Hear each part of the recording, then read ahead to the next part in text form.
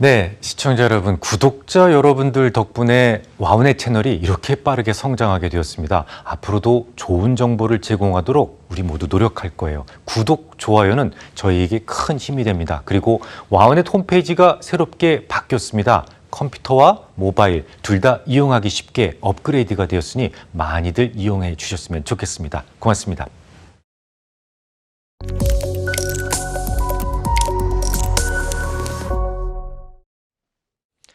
딜루티드 EPS 네 번째 시간입니다. 지난 시간에는 기초 ETF를 구하는 방법에 대해서 알아보셨어요. 하지만 단지 주식수의 변동과 관련된 부분만 고려된 거죠. 아직은 더 많은 것을 더 고민을 하셔야 됩니다.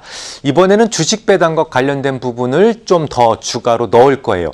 이 배당을 현금으로 하기도 하지만 주식으로 배당을 주는 경우도 많죠. 그래서 배당일 이후에 주식수가 늘어나는 그런 회사들이 있는데 이것도 계산을 해 두셔야만 합니다.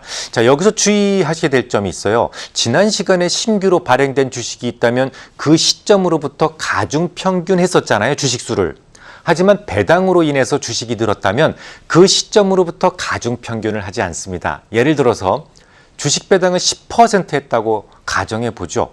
그해 난 이익도 이미 반영이 되어야만 하잖아요. 역시 실현주의 입각해서 모든 발행된 주식에 10%씩 의무적으로 더해야만 한다는 거예요. 아니 뭐 새롭게 발행된 주식이라고 해서 배당은 뭐 그 다음에 부터 주는 거야. 이런 법칙이 없잖아요. 만약 배당을 배당 기산일인 12월 말에 결산해서 3월에 받았다고 하더라도 이미 그해 받은 것으로 하는 것이 맞다라는 거죠. 그 배당으로 받은 주식 역시 배당을 받을 권리가 아예 달라붙어서 나오는 거예요.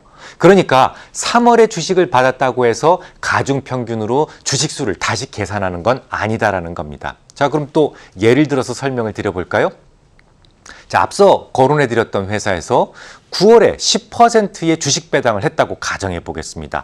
배당의 기산점은 9월이에요. 그때 주식이 10% 늘어났다고 가정하는 것이 아니라 그냥 실현주의 원칙에 의해서 그해 배당은 그해 벌어들인 순이익으로부터 나왔기 때문에 그해에 발행된 모든 주식에 모두 배당이 되었다고 간주하는 거죠. 그러니까 연초 만주였잖아요. 10% 말은 11,000주가 되었다라고 애초에 시작을 해야 된다는 거예요. 물론 앞서 예에서 7월 1일 주식 발행 2,000주가 있었다라고 말씀을 드렸었죠. 그 2,000주에도 10%가 붙어 나오는 겁니다. 그러니까 10%가 붙어 나오니까 아예 처음부터 2,200주가 발행되었다라고 간주하고 기초 EPS를 다시 구해야만 돼요.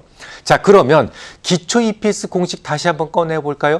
자, 기초 EPS는 순이익에서 뭘 빼라? 우선주 배당금을 빼라. 이건 배당이, 이건 이익에 빼야 되는 거니까. 그 다음에 가중평균 주식수로 나눠라라고 말씀을 드렸어요.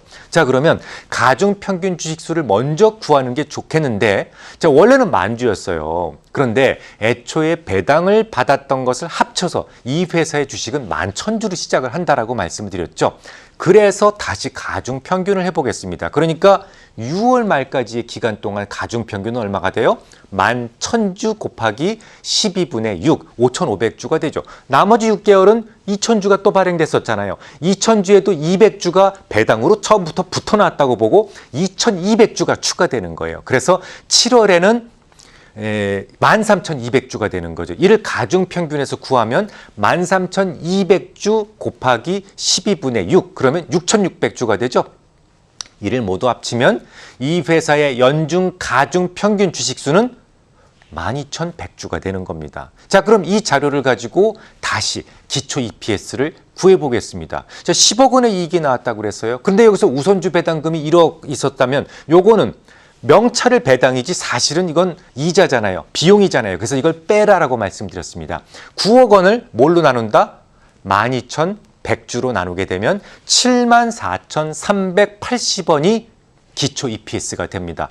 분명 같은 회사인데 단지 주식 배당을 주거나 혹은 증자했거나 혹은 주식 전환을 통해서 이 회사의 실질적인 기초 EPS가 자꾸 이렇게 바뀌어야 된다는 점 이해하실 수가 있겠습니까? 자, 그렇다면 유상증자가 발표되면 주가가 왜 하락하는지에 대해서도 이제 충분히 이해하실 수 있을 거예요. 유상증자가 뭡니까? 돈 받고 유상으로 자본금을 늘리는 거잖아요. 자본금이 늘어나는 것만큼 이 분모에 있던 가중평균 주식수는 늘어날 수밖에 없죠. 분모가 늘어나면 EPS는요. 그만큼 작아집니다. 희석됩니다.